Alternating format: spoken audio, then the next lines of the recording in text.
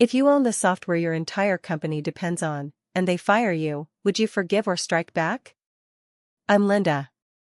62 years old.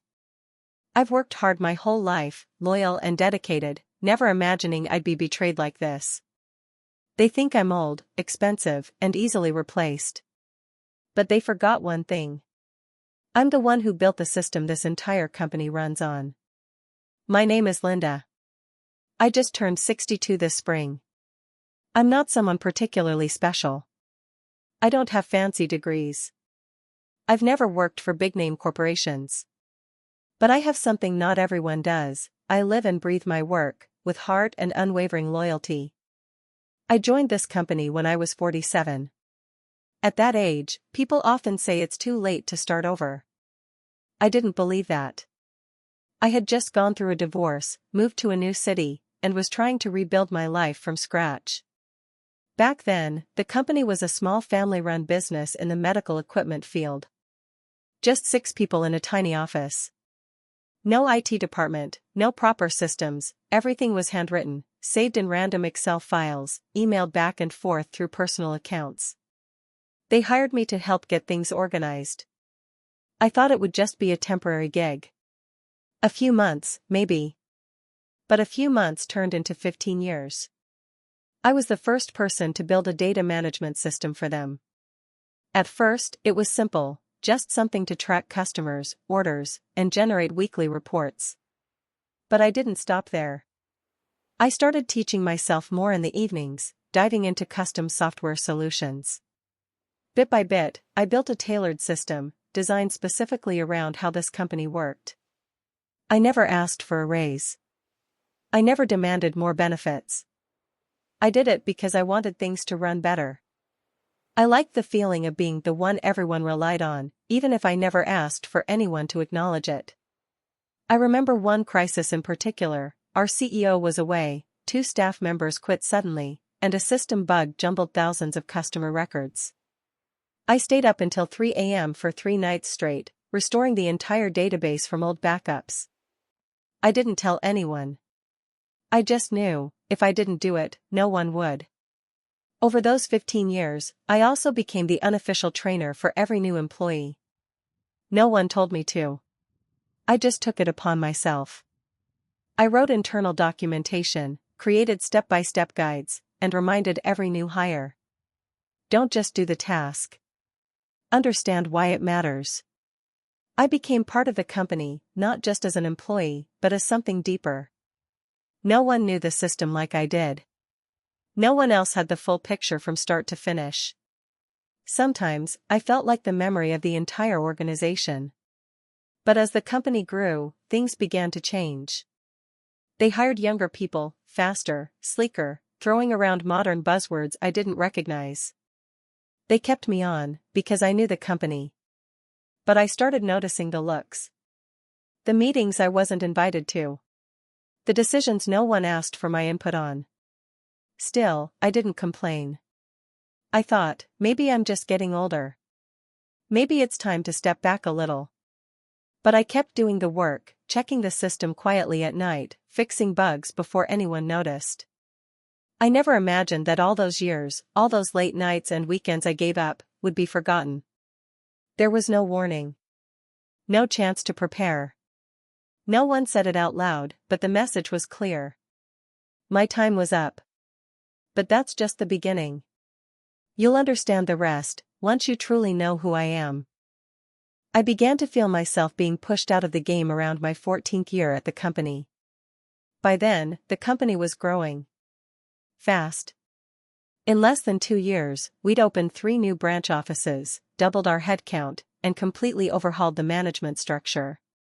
The founder, the one who had personally interviewed me, the one who once thanked me for staying up until 2 a.m. to recover customer data, had sold most of his shares to a group of young investors. He still held the title of senior advisor, but he was rarely seen in the main office anymore. I was still there. My desk was still in the same corner, next to the old whiteboard I once used to sketch out work processes back when the company had just 5 people. But everything around me had changed. It started with small things. A team meeting I wasn't invited to, even though I was the one directly responsible for the system that team relied on. I told myself, maybe they just forgot. Then came the switch to a new internal communication platform, without any training or onboarding for me. When I asked about it, a young guy in the IT department said, like I was someone from the outside. "Oh, it's super easy, Linda. We use it every day. You'll figure it out, no manual needed." I wasn't offended. I tried to keep up. I spent extra hours at night learning the new tools, exploring unfamiliar interfaces. I wrote my own step-by-step guides because no one had provided any. But for the first time in years, I began to feel left behind. When the company introduced quarterly KPIs and performance dashboards, I noticed I wasn't included in the evaluation system. At first, I thought it was a technical oversight. But after reaching out to HR 3 separate times, I realized it wasn't a mistake. They had intentionally left me out of the new system. I still showed up on time. Still solved every technical issue that came my way. But I noticed that the scope of my role was shrinking. Tasks I once did proactively, system updates, process proposals, were now being taken over by the new team. They called themselves the Digital Transformation Team. They brought forward flashy ideas, most of which were just complicated repackagings of things I had quietly implemented 7 or 8 years earlier. Only now, they came with color-coded slides and $1,000 consulting fees. I once created a script to automatically classify customers by purchase behavior, a quick solution I hand-coded to help prioritize service. They turned it into a 6-month project with a 5-figure budget. They never mentioned my name. Never checked the original documentation. Never asked for my input, even though I was still sitting 10 steps away. I felt like a shadow. No one openly insulted me. No one said, maybe it's time to retire. They didn't have to. All they had to do was stay silent. Not look at me in meetings. Not include my name in team emails. Not ask questions when making decisions I used to be part of.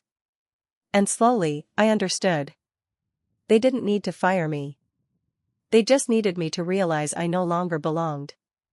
One Friday afternoon, I ran into Jenna, one of the young women I'd trained during her first week at the company. She was now the head of operations. She asked if I wanted to grab a coffee at the old corner lounge, the one most people had stopped using since the new espresso bar opened upstairs. Jenna looked at me for a long moment, then spoke in a quiet voice. "Linda. I don't know how to say this gently, but I think the new leadership team is trying to streamline the org. I noticed your name's been left out of a few senior-level meetings. I don't know if they're planning to talk to you, but I thought you should know." I nodded, smiled, and thanked her. I didn't blame her, she had always shown me respect. But deep down, I had known this was coming. Jenna's words were just confirmation of what I had already felt in my bones. That night, I went home and pulled out the folder I'd been keeping for over a decade. Inside were all the documents I'd ever created, the system diagrams, software licenses, handwritten notes, sketches of workflows. I flipped through them like I was reviewing a life lived. On a Monday morning, I arrived at the office like any other day. Sat at my desk. Turned on my computer. Checked my email. Nothing unusual. No announcements. No thank yous. Nothing. Until I received a call from HR. A young woman's voice, polite, almost robotic. "Hi Linda, we'd like to invite you to a quick meeting with management at 11 a.m. in the conference room on the 3rd floor. I knew. I knew exactly what it was. I sat still for a moment. Not panicked. Not angry. Just empty. When I entered the room, I saw Brian, the new department head. He looked like he'd just graduated with his MBA. He gave me a stiff smile, avoiding my eyes. On the table was a folder titled, in bold letters, Q2 Organizational Restructuring Plan. He said what I'd already rehearsed in my head. That the company needed to streamline. That evolving times require a new approach. that my role would be phased out. That the company would support my transition if I needed time. I said nothing. I just sat there and listened. No thank you. No handshake. No look of gratitude. And then he ended with a line I will never forget. We appreciate your contributions over the years, but the current moment calls for a different direction. Left the office that day like I had every day before. No tears. No dramatic exits. I didn't even pack much, I'd never brought many personal things anyway. I walked past the whiteboard where I had once sketched the very foundation of the company's operations. Now replaced by a digital screen showing this week's KPIs. I didn't look back. In the elevator, I had just one thought. No one in that room realizes. I'm the one holding the keys to everything they use, every single day. But I didn't act. Not yet. I just stepped out of the building. And took a long, deep breath. My life had just turned a page. But the last chapter still had something no one had seen coming. I walked out of the company that day without looking back. No one watched me leave. There were no lingering glances, no heartfelt goodbyes, no cinematic hugs. Just the clacking of keyboards, laughter drifting from a distant conference room, and my footsteps, slow, steady, as if I had long been rehearsing the art of disappearing quietly. And truthfully, I had. I've spent my entire life working in silence. Being the first one in, the last one out. Fixing bugs no one saw, sitting behind closed doors learning new programming syntax while everyone else rushed after the latest automated AI solution. I never saw myself as special. But I've always known one thing. I was the only person who truly understood the internal structure of this company, literally. Alone, with memories and lines of code. At home, I took off my scarf and poured myself a cup of chamomile tea, my ritual whenever I needed to think deeply. But today, I wasn't just thinking. I was revisiting everything. I opened the small wooden cabinet in my study, the one where I stored every draft, technical document, and printed architecture diagram from the early days. Even the handwritten notes, ink faded with time. I ran my fingers gently over each page, like I was touching the very years of my life. Every diagram, every line of code, was a moment in time. I remembered the first order management tool I wrote, back when accounting still logged everything manually into Excel sheets. I built that program over 3 sleepless nights with one thought in mind: I just want to save them time. And I did. No one thanked me. There was no celebration. But from that day on, I saw the accountants leave a little earlier. I saw them smile more. I saw it. And I knew I'd done something right. Then came the first real-time dashboard I coded, entirely self-taught, piece by piece from online forums. The company didn't even know what an API was back then. But I built that dashboard like a mosaic, each data point a hand-placed tile. No manual, no team, just me, caffeine, and a blinking monitor. I didn't just write software. I laid the foundation. When I first joined, there was no customer management system. I built a simple MySQL tracker. A month later, I added behavioral insights. 3 months after that, I integrated automated feedback. By 6 months, the entire customer workflow had been rebuilt from scratch, to fit how we worked, not how some overpriced off-the-shelf software thought we should. I was the first to implement two-factor authentication, just because I'd read a blog post warning about public Wi-Fi vulnerabilities. No one asked me to. I just knew it had to be done. Then came the performance tracking tool I coded, helping managers see who was overloaded and who had bandwidth, enabling better workload distribution. That quarter, productivity rose 35%. The leadership didn't know why. They just saw the charts. They didn't see me, behind the scenes, aggregating raw data and shaping it into meaning. And I never asked them to. I never sought credit. To me, the real measure of value was simple. Did my work make someone's life easier? And no, I didn't give away the keys. From day one, I designed the system to be independent of third-party vendors. We were a small company, I didn't want us tied to expensive licenses. So I wrote everything in open-source languages. I hosted the data myself. I built an internal server network inside the company.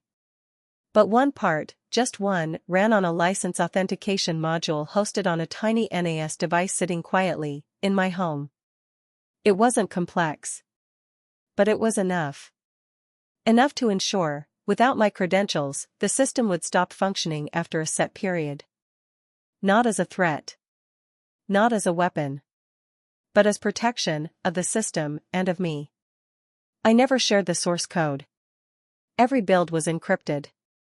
Each modification logged with a personal timestamp, something no one in the company knew enough to fake. I did it not out of mistrust, but because I knew. In the tech world, anything you create without retaining ownership will eventually be taken, from your hands, and from your name. No one ever asked me who owned the software. And I never officially gave it away. There was no signed contract transferring intellectual property. No formal agreement declaring that the system I built was the exclusive asset of the business. Every time the topic came up, someone would say, "Don't worry, Linda. Just keep doing what you've always done. No need to complicate things." So I didn't argue. I just documented everything, in my own way. Separate passwords. Clearly marked versions. Copyright notices under my name. Timestamped backup emails sent to my private archive after every major update. No one noticed. No one cared. They thought I was just the nice old developer lady, the one who kept everything running. What they didn't realize is, if I stopped, everything stopped. I didn't need to sabotage anything. I didn't need to hack, or delete, or write a single destructive line of code. All I had to do was, stop. No updates. No license renewals. No bug fixes. No responses. Just, quietly let go of the system I'd held together for 15 years. And they would see, first with confusion, then with panic, what happens when a machine no longer has the one person who knows how it breathes. I used to think that if I ever left, everything would keep running just fine. I had built the system to be stable, clean, self-sustaining. I had done my housekeeping. It could go a week without me and no one would notice. But what they never realized was that the only reason it all worked was because I was still there, quietly keeping it alive. And now I wasn't. The first day I didn't log in. The next morning, I still woke up early, out of habit. There was no reason to turn on the company machine anymore. But I sat at my desk anyway, brewed myself a cup of tea, and logged into my home NAS server. I checked the status of the license verification service, the one I wrote nearly a decade ago. It was still running. Access logs were active. Their system was still up. I opened the terminal. Typed a few quiet lines. Not to delete. Not to sabotage. Just to pause the license authentication service. I sat there, motionless. Like someone who lights a candle, then gently blows it out. Silence, before the storm. On day one, no one noticed. I had designed the system to cache license data for 24 hours, smart, just in case of connection drops. Everything still worked. Seamless. Quiet. By day two, things started slowing down. Some automated processes threw errors. The dashboard stopped showing live data. Alerts were being sent out internally, but no one left knew how to read them. On day 3, I received an email from a generic address. System error, license verification failed, please contact administrator. No name. No plea for help. Just a cold, automated warning. I quietly closed the email.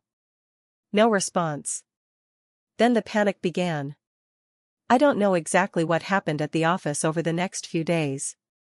But I can imagine. I pictured Brian, the shiny new manager, trying to call the software provider, not realizing that the provider was the very person they'd just let go. I pictured the IT team scrambling, digging through folders, searching for source code, only to find encrypted builds, no documentation, no admin keys. I pictured operations grinding down, bit by bit. Order forms not loading. Invoices not generating. Weekly KPIs stuck on old numbers. A system optimized to run without me. But only as long as I was still letting it run. The first call. On day 4, my phone rang. Unknown number. I knew who it was. I let it ring 4 times. Then picked up. Said nothing. Just listened. Brian's voice came through, clearly rattled. Hi, Linda. We've run into some serious issues. The system's not validating licenses. I don't really understand the details, but IT said you might be able to help. Would you be willing to support us during the transition? Linda had become Chi Linda again. The first time in years they'd used that word, to sound polite, to sound familiar. I replied calmly. I no longer have any obligations to the company, Brian. My contract ended. There was a pause. Then he continued. We're facing delays. Clients are complaining. If you need a new contract, we can get something drafted right away. I think legal might not have clarified software rights properly, so if you could help temporarily. I didn't feel anger. I didn't feel satisfaction. I just felt right. I smiled gently. I brought up the issue of ownership 10 years ago. No one cared. Now. I think it's best you speak with your legal team. As you said. I hung up. I hadn't done anything wrong. I just stopped doing what was right, for people who no longer deserved it. They kept calling. In the days that followed, more calls. More emails. The tone shifted, from polite to desperate. Eventually, I received a formal letter from their lawyers, a request for urgent cooperation. But it was full of holes. There was no clause forcing me to hand over something they never legally owned. I didn't reply. Didn't escalate. Didn't sue. I simply let it be. I hadn't destroyed anything. I hadn't broken a single rule. I had simply stepped away from a system I had been quietly holding together. This wasn't revenge. It was a reckoning. I didn't want to ruin anyone. I still remembered names. Faces. Late nights debugging with junior developers. New hires nervously asking me questions. But the people who fired me? They didn't understand, or never cared to understand, what kept the company breathing. This wasn't payback. It was a mirror. A simple, quiet reflection of what happens when you erase someone irreplaceable, without knowing what they were holding up. And that's where I'll end this part. I don't know how things ultimately turned out. Maybe they rehired me under a new contract. Maybe they abandoned my system and started from scratch. Maybe they collapsed. I didn't follow up. All I know is this. I stood up from the chair I had held for 15 years. And walked away, with my head held high. Not out of vengeance. But because I deserved better than the way they treated me. I don't quite remember when I started sitting in front of a computer at 6 a.m. A cup of tea by my side, typing lines of code in silence. And I don't quite remember when I stopped doing it. When your work is a lifelong journey, you don't see it in hours or days. You feel it as a continuous current, like a heartbeat. And when it stops, you don't feel pain right away. You just feel empty. Profoundly empty. In the days after I left the company, everything became strangely quiet. No more system alerts. No more emails asking me to fix something. No one saying, Linda, this part's running slow, could you take a look? I didn't think I'd miss that. But I did. I missed the quiet diligence each morning. The feeling of helping someone solve a problem they thought was impossible. The unspoken trust, earned, not praised. And then I realized. I didn't miss the company. I missed my place in it. The piece of it I had poured my soul into, quietly tending to it like a private garden, hidden inside an industrial world. I didn't want revenge. I just wanted not to be invisible. The hardest part wasn't being let go. It was being erased. They made decisions as if I had never existed. As if I'd left no fingerprints behind. No one said thank you. No one nodded in acknowledgement. No one looked at me and said, "Without her, we wouldn't have made it this far." I didn't need their apology. I only needed them to realize. Loyalty, dedication, and deep, intuitive knowledge of a system don't come from degrees, or youth, or shiny new frameworks. They come from living with that system, day in, day out. And if someone were to ask me, do you regret it? I'd say, no. I don't regret staying for 15 years. Even though I could have gone elsewhere, gotten better titles, clearer contracts. I don't regret sharing everything I knew. Even with people who sometimes didn't know what they had. I don't regret walking away quietly. Not writing a dramatic post on LinkedIn, not causing a scene. Because I know one thing for sure. My silence was loud enough to be heard. A note for anyone who's ever been forgotten. If you're still reading this, maybe you've been there too. Quietly giving your best. Never mentioned in meetings. Never acknowledged for what you've built. Passed over, just because you've been around too long. Let me tell you this. You are not invisible. You are the foundation. You are the part no one sees. But when you're gone, everything wobbles. And if one day they try to cast you aside as if you were never there, don't let it break your heart. Get up. Walk away. But walk away with clarity, with dignity. Not because you're small.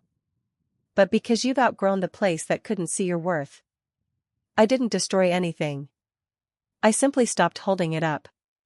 And it collapsed on its own. If any part of this story feels like yours, leave a note, share a thought. Not to complain. But to remember. You are not alone. We, the quiet ones, the ones who keep the lights on, the systems running, the people afloat. We deserve to be seen. Thank you for listening to my story. My name is Linda. I'm 62. And I built an entire system. With a kind of loyalty they never even learned how to measure.